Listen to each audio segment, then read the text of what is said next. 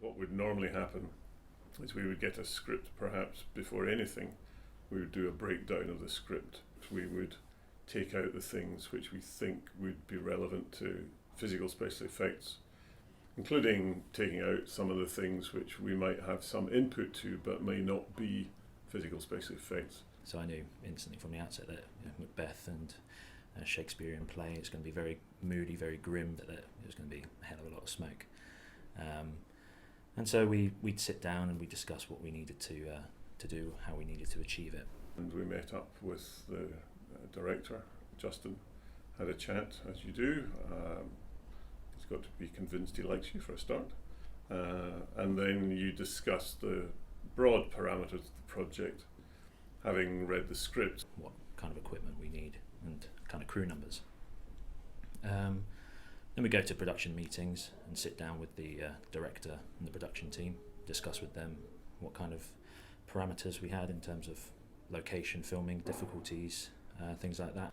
So there might be some prosthetic, but we may actually suggest that this could be done by makeup rather than needing a prosthetic. And so you just work your way through the script, whether it's explosions or prosthetics or wind and rain, etc., etc. And that becomes the sort of definitive document which is then under discussion with the production.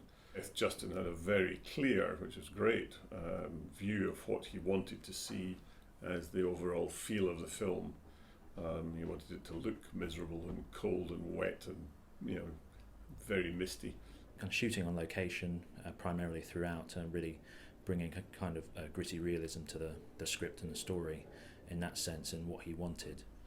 And that gives you a very clear indication of where you need to be going with everything to get their take on how they see it, and in particular how the director sees it. And how to approach it that way.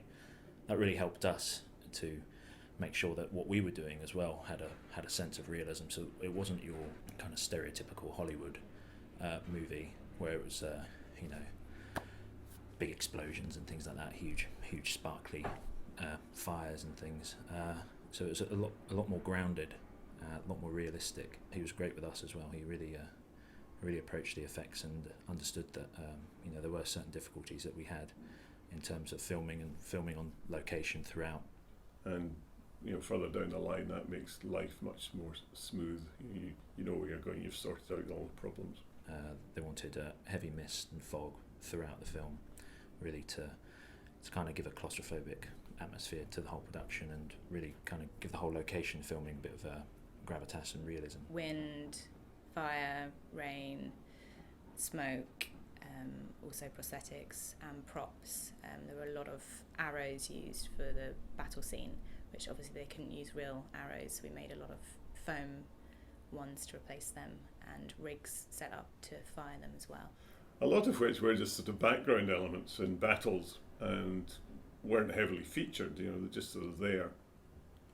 And some of which were very heavily featured and very obvious.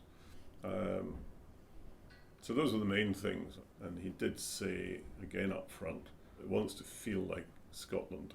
The levels of smoke would be they were greater than anything I'd done previously, so being able to run the team fluidly like that, generating that level of smoke throughout against those conditions was really something to, although you have a few sleepless nights during production thinking, just looking at the 5-day forecast, something like that, and thinking, God, how are you gonna cope?